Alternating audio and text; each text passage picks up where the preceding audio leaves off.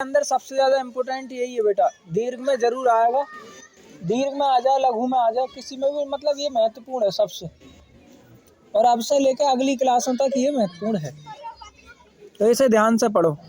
और है क्या, ये फूल है, पुष्प के बारे में बताया, आंतरिक संरचना भी बताई है यहाँ पे, और बाह्य भी, कि पुष्प के कौन कौन से भाग होते हैं, वो ये सब कुछ बताया है इसमें। चलो तो पहुँचते हैं, सबसे पहले यहाँ पहुँचते हैं। देखो नीचे लिखा है थैलमस, क्या लिखा है? थैलमस को पुष्पासन कहते हैं। क्या कहते हैं? ये ग्रीन कलर का होता है, हरे कलर का। इसका अर्थ भी समझ रहे हो? तो पुष्प आसन, आसन का मतलब होता है बैठना, और पुष्प मतलब फूल, फूल जिस पर बैठा होता है। तो ग्रीन कलर का नीचे जो डंठल होता है ना, उसे ही कहते हैं पुष्पासन। उसे क्या कहते हैं? अगर तुम फूल ही फूल तोड़ना चाहो तो नीचे का अलग रह जाता है, फूल लाल कलर का अलग आ जाता है। तो नीचे वाला जो डंठल होता है ना फूल का, उसे कहते हैं पुष्पासन। क्या कहते हैं? या थैलमस बोलते हैं उसे। तो बताओ इसका काम क्या होता है? इसका काम होता है फूल को मजबूती बनाए रखना, या फूल को रोके रखना पेड़ पर, इसका काम होता है। फिर इसके बाद ऊपर आते हैं दल पुंज। कौन सा? फिर और उसके बाद भी ग्रीन कलर के और होते हैं, जो तो चारों तरफ से क्या करते हैं, उसे रोके रखते हैं फूल को। जैसे जैसे खिलता जाता है ना फूल, वो फैलते जाते हैं, दलपुंज क्या होते जाते हैं? फैलते जाते हैं। और ये ना अंदर होते हैं, ये कहाँ होते हैं? अंदर। और ये जो दलपुंज होते हैं ना, ये इनमें मतलब सुगंध वगैरह होती है, ये जो कीट होते हैं ना उन्हें अपनी ओर आकर्षित करते हैं। ये जो दलपुंज दिखाया यहाँ। अब आगे बीच में दिखाया देखो अंडाशय, ये क्या है? अंडाशय। तो ज़्यादातर तुमने गुलाब का ही फूल देखा होगा। कौन सा?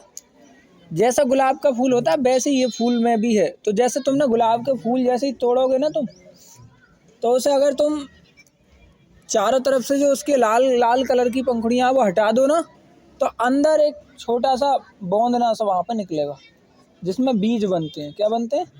तो वही अंडाशय होता है उसका। क्या होता है? अंडाशय। वो दिखाया यहाँ पे बीच में बिल्कुल। तो फिर इसमें अंडे दिखाए इन्होंने, अंडाशय के अंदर अंडे। तो ये अंडे क्या होते हैं बताओ? बीज होते हैं। क्या होते हैं? बीज। ये फूल में जो है कि कम मात्रा में या छोटे होते हैं। फूल में कैसे होते हैं? कम मात्रा में या छोटे। बाद में जब वो फूल ही फल बन जाता है ना, तो ये बड़े बड़े हो जाते हैं। क्या हो जाते हैं? बड़े बड़े। फिर इसके बाद आए बाह्य दलपुंज। कौन से आए? बाह्य दलपुंज। तो बाह्य दलपुंज जो है ना, ये बाहर वाला होता है, जो सबसे जो हम लाल कलर का देखते हैं। क्या देखते हैं? हाँ। अच्छा, ये बाह्य दलपुंज भी कौन सा होता है? लाल कलर वाला तो वो अलग है। जब फूल बंद होता है ना, जैसे गुलाब का फूल ही है, तो वो स्टार्टिंग में बंद होता है चारों तरफ से। तो जब वो बंद होता है, जब उसका बौंदना स्वरूप रहता है वो, तो उसके चारों तरफ कैसा होता है? बातें मत करो यार, तुम बातें कर रहे हो तो मुझे लग रहा है कि मेरी बात तुम समझ नहीं रहे हो, और ये बात क्लियर ना समझ रहे हो तो फिर समझाने में आनंद भी नहीं आता। और ये जो क्वेश्चन समझा रहे हो ना, ये इसलिए समझा रहे हो इसे क्योंकि ये अभी नहीं है, कंपटीशन की दुनिया में जब उतरोगे तो इसी में से क्वेश्चन आएंगे, इस पूरे चैप्टर में से, और कहीं आएंगे नहीं। ये ध्यान रख ना, मुझे इतनी ज़रूरत, मुझे इतना कीड़ा थोड़ी है कि मैं एकदम समझाने लगूं तुम्हें ना। मैं सोच रहा हूँ जो समझ जाए अच्छा। चलो, वो यही पूछता है कि वर्तिकाग्र क्या है, पुमंग क्या है, वर्तिका क्या है, पराग कोश क्या है। ये बड़े एग्जामों में आगे जो तुम पुलिस की या किसी की भी तैयारी करोगे उसमें आएंगे ये। तो ये बात नहीं करो, आराम से बैठो। अगला, तो बाह्य दलपुंज बता रहे ग्रीन कलर का जो है ना, चारों तरफ से जो ढके रहता है फूल को, फिर धीरे धीरे ना उसमें से फूल निकलता है लाल कलर का, तब वो बाहर जो बाहर होता है ग्रीन कलर का, वो होता है दलपुंज। क्या होता है? बाह्य दलपुंज। कौन सा होता है? बाह्य दलपुंज। कह रहे हैं यह सबसे बाहरी चक्र होता है बाह्य दलपुंज में। और ये पुष्प के सब भागों को क्या रहता है? ढके हुए रहता है। तुमने गुलाब का ही फूल देखा है, गुलाब का फूल चारों तरफ से ढका होता है पहले ग्रीन कलर से, हरे कलर की जो उसकी पत्तियां वो ढके रहती हैं, फिर धीरे धीरे वो खुलती हैं, तब लाल कलर का फूल उसमें से निकलता है। तो उस हरे हरे कलर वाले को क्या कहते हैं? बहाए दलपुंज। कैसा कहते हैं? बहाए दलपुंज।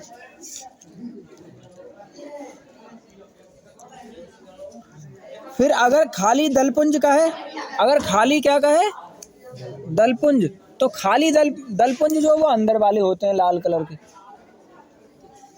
जो अंदर वाले लाल कलर के होते हैं ना, वो भी फूल को ढके रहते हैं। बस वो किस काम आते हैं बताओ? अंदर का जो लाल कलर का फूल होता है वो कीड़ों को अपनी ओर आकर्षित करते हैं। क्या करते हैं? कीड़ों को अपनी ओर आकर्षित करते हैं। और एक्चुअल में जो बीज होते हैं वो तो उन दलपुंजों के भी अंदर होते हैं। सही है नहीं? नमस्ते। दलपुंजों के अंदर होते हैं। तुम देखोगे, इंटर,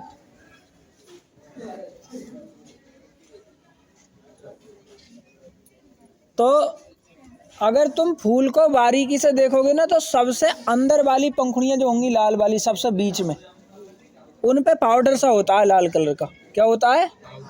पाउडर। और वो पाउडर जो है ना, वो होते हैं परागकण। क्या होते हैं? और वो पाउडर भी नीचे से निकल के आता है फूल की जड़ में से ही। तो वो फूल की जड़ में से, मतलब यहाँ जो अंडाशय से देख रहे हो तुम, यहाँ से निकल के आता है वो लाल कलर का पाउडर। और वो लाल कलर का पाउडर ही परागकण होते हैं। जब वो आकर के दूसरे मादा पुष्प पे आकर मिलते हैं, तब वहाँ पर फल का निर्माण होता है। अब ये देख रहे हो तुम, ये जो टहनियाँ सी लग रही हैं इस फूल में, ये टहनियाँ तुम्हें गुलाब वाले में तो दिखाई देंगी नहीं, लेकिन गुड़हल का फूल अगर तुमने देखा हो तो उसमें ऐसी तुम्हें टहनी मिलेगी। एक गुड़हल के में बहुत स्पष्ट ही ऐसी टहनी मिलती है। देखो, जो अंडाशय से सीधी आ रही है, ये वर्तिका है। क्या है? और इसका भी ऊपर वाला भाग जो है वर्तिकाग्र। क्या है? मतलब इस वाले अंडाशय में से क्या होता है, जो पराग कोश हैं वो कहाँ आते हैं? यहाँ ऊपर आते हैं, बिल्कुल चोटी पर। और भौरा या कोई भी कीट यहीं आकर बैठता है, तो उसके पैरों पर परागकण चिपट जाते हैं, और फिर वो उड़ करके जाता है तो किसी दूसरे फूल पर बैठता है। तो वो अगर मादा पुष्प पे वो बैठ जाता है, तो यहीं मादा पुष्प पर क्या होते हैं कि मादा पुष्प की ये खासियत होती है कि उस पर थोड़ा द्रवी पदार्थ रहता है, कि वो चीज़ों को चिपकाने की क्षमता रखता है। तो जैसे ही वहाँ पर जाकर के कीट बैठता है ना मादा पुष्प पे, तो उसके पैरों पे जो परागकण होते हैं वो वहाँ चिपक जाते हैं, और वो परागकण ऑटोमेटिक जो है अंडाशय में आ जाते हैं। और फिर वो और जैसे ही ये परागकण उसके अंडाशय तक पहुँचते हैं ना, पहुँचने के बाद वो फूल अपने आप क्या हो जाता है, उसके लाल वाले जो दलपुंज होते हैं ना, इनका काम खत्म हो जाता है। फिर वो अपने आप क्या हो जाते हैं? खत्म हो जाते हैं। जो बाहर दलपुंज होते हैं ना लाल कलर के, बताओ लाल कलर के जो दलपुंज होते हैं, इनका क्या काम बताओ? इनका काम है कीटों को अपनी ओर आकर्षित करना, बस इतना काम है। तुम लोग तो जबरदस्ती आकर्षित हो, अब फूल तोड़ा खाने के उस पर आ जाऊंगी। हमें तुम्हें आकर्षित करने को फूलों के लाल कलर नहीं होते और उनमें सुगंध नहीं होती, वो तो भौरा और कीटों को आकर्षित करने के लिए होता है। लेकिन मनुष्य तो मनुष्य ही है, तुम जानो, उसने तोड़ के खा जाए उसे। तो वो जैसे ही भौरे का काम खत्म होता है, तो वो बाहर दलपुंज अपने आप क्या हो जाते हैं? खत्म हो जाते हैं। फिर अगले दिया है ये तंतु दिया है। तो मैंने तंतु के लिए बताया, गुड़हल का एक फूल तोड़ो तो उसमें एक तंतु ही होता है, वो बाहर निकला हुआ। अच्छा, उस गुड़हल के फूल से तुम बहुत अच्छे से समझ सकते हो, उसमें तो वर्तिकाग्र को बहुत अच्छे से दर्शाया है। वो फूल में ही बहुत लंबा सा एक वो होता है उसमें वर्तिकाग्र, और उसके अगले भाग पर जैसे ये है ना मोटा, वैसे ही वो भी होता है। और उसमें तो उस वाली वर्तिकाग्र पर ही क्या होते हैं, थोड़ा थोड़ा पाउडर लगा होता है। वहीं से हम समझ सकते हैं, वो तो बहुत अच्छा समझा जा सकता है। अब इसमें आ जाओ पराग कोश। पराग कोश का मतलब है जो पराग कण होते हैं ना, वो जहाँ इकट्ठे होते हैं। कोश का मतलब होता है घर। क्या मतलब होता है कोश का? घर। तो जहाँ पर पराग कण इकट्ठे होते हैं या जहाँ स्टोर होकर रखे होते हैं, वो कहलाता है पराग कोश। क्या कहलाता है? फिर आगे पुमंग। तो पुमंग किसे कहते हैं बताओ? पुमंग कहते हैं नर भाग को, नर जननांग को। किसे कहते हैं? नर जननांग को पुमंग कहते हैं। स्त्री जननांग को बताओ क्या कहते हैं? जायांग। इसमें नहीं दिया है स्त्री जननांग जायांग नाम। हाँ, जायांग अथवा स्त्री केसर।